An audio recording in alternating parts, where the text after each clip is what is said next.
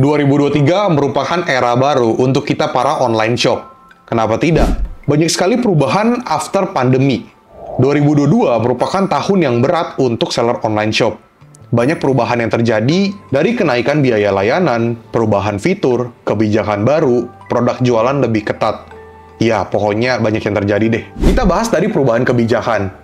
Siapa yang merasa bahwa sekarang lebih ketat? Pertama, produk jualan lebih sensitif, mudah banget keblokir. Yang kedua, komplain customer, lebih sering seller yang kalah. Yang ketiga, customer care yang katanya prioritas, tapi tetap lama dan tidak menjawab pertanyaan kita sebagai seller. Jujur ini concern gua. Kok sekarang jualan online customer care-nya lebih memihak kepada customer? Akhirnya kita sebagai seller yang kena imbas. Produk diretur, nanggung ongkir, produk rusak, dan sebagainya.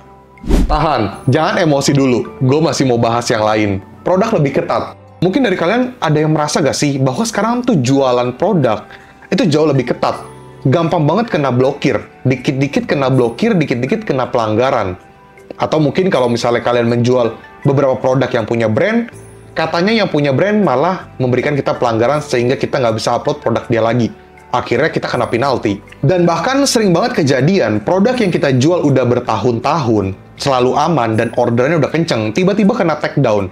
Katanya produk ini dilanggar, tidak bisa dijual, atau mungkin kita kena hak cipta. Sedangkan, kenapa bisa sampai dijual bertahun-tahun, dan baru kena pelanggarannya saat ini? Mungkin kalian punya pengalaman, kalian boleh juga tulis di kolom komentar mengenai pengalaman kalian yang kalian udah jual produknya lama banget, udah jadi produk yang paling kencang, tiba-tiba kena take down. Dropshipper, reseller, itu paling banyak kena kasus seperti ini.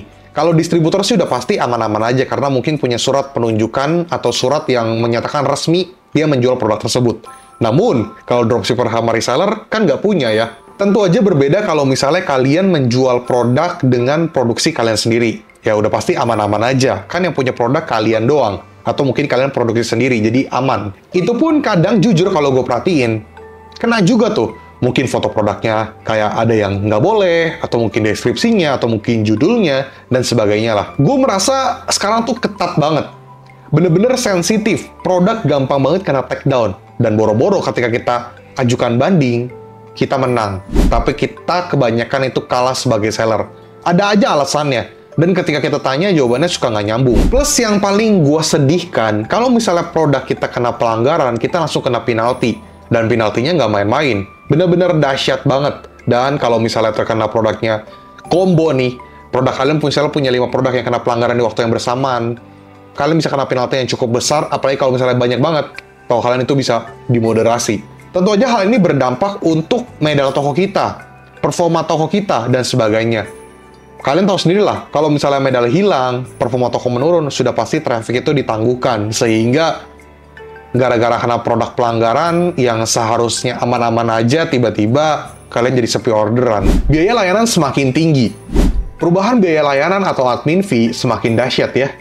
Dari yang tadinya cuma 2%, 3%, sekarang bisa up to 15% kalau mengikuti banyak program. Belum lagi, kita harus mengikuti campaign-campaign yang membuat kita menjual produk di bawah harga modal. Anggap aja 10-20% margin kita setelah kita memotong biaya layanan. Berarti kurang lebih margin kita anggap 30-40%. Itu pun untuk mendapatkan margin 30-40% butuh kehokian ya. Bisa menemukan produk yang tepat, atau mungkin kalian ini benar-benar jago marketingnya. Namun, ada aja yang banting harga sehingga lama-lama produk kalian tuh udah sulit untuk mendapatkan margin 30-40%, dan akhirnya, ya, lama-lama cuman 10%, 5%, bahkan akhirnya jual rugi karena udah jarang keluar. Banyak juga seller-seller yang mempunyai power yang lebih kuat, di mana dia mempunyai quantity yang lebih besar ordernya, sehingga mendapatkan modal lebih rendah. Sudah pasti kita jadi sulit untuk mengalahkannya. Cuman nggak masalah. Yang masalah adalah ketika dibanding harganya terlalu jauh sehingga harga pasaran itu rusak. Ingat, biaya layanan itu udah, kalau misalnya kalian ikutin semua program, itu udah up to 15%. Ya, walaupun rata-rata kalau gue perhatiin masih di 8,7 atau mungkin 10%-an lah. Cuman gue yakin one day akan di titik 15% mungkin. Sudah margin sisa 20% atau mungkin 10%, tiba-tiba harus mengikuti promosi yang diskon minimal 20-50%. Sudah pasti kita rugi. Mampus gak tuh? Cuman aman-aman aja sih kalau misalnya tujuan kalian adalah untuk nge-branding atau naikin traffic. Namun kalau keseringan, kita bukannya jualan, tapi malahnya rugi. Tapi kembali lagi, tergantung marketing promosi yang mau kalian gunakan. Kalau misalnya kalian sebagai owner atau pembisnis online tidak punya strategi, main asal banting-banting harga aja, itu malah bisa jadi bumerang buat kalian. Prediksi gue di tahun 2024, biaya layanan akan naik lagi. Atau akan ada fitur lagi yang membuat biaya layanan kita semakin tinggi. Mungkin pada akhirnya minimal save margin kita adalah 20%, sisanya baru margin kalian. Makanya jangan suka banting-banting harga. Itu semua yang udah kita alami, perubahan besar di online shop di tahun 2022. Sekarang tahun 2023. Gue yakin teman-teman di sini udah banyak mengalami perubahan. Sudah banyak banget seller yang gugur, bahkan sudah menjadi affiliate atau bahkan berhenti total untuk jualan di online. Biaya layanan yang sudah naik, fitur-fitur yang sudah ada subscription, atau mungkin kita mengikuti program-program, sudah pasti harus kita pakai. Kenapa? Karena supaya toh kita itu terus bisa mengikuti market, terus bisa berkembang, dan terus bisa bertahan. Namun, kalian tetap harus hati-hati dalam mengatur harga jual kalian. Karena jangan sampai kalian itu terlalu boncos atau terlalu rugi ketika jualin produk. Harus selalu pintar dalam memilih produk jualan, menentukan harga jual, melakukan promosi, selalu ada strategi. Jangan sampai kalian blunder ke depannya, karena kita pengen jualan online terus ke depannya. Karena jualan online akan terus berkembang, kita harus melewati tahun 2024, 2025, 2026, dan sebagainya. Kita harus tetap fight dan terus menjadi seller yang inisiatif, kreatif, dan berinovasi. Itu aja sih yang pengen gue bahas, tapi sebenarnya banyak banget yang pengen gue bahas di video ini sih. Cuman, itulah poin-poin penting yang harus kalian ketahui. Jangan sampai kalian kelupaan, jangan sampai kalian terlalu enjoy, jangan sampai kalian merasa kayak orderan gue udah rame, ngapain bikin kayak gituan, cuek aja. Itu bahaya. Banyak banget seller yang gue pernah temuin seperti itu punya pikiran kayak, enjoy aja, yang penting gue laku.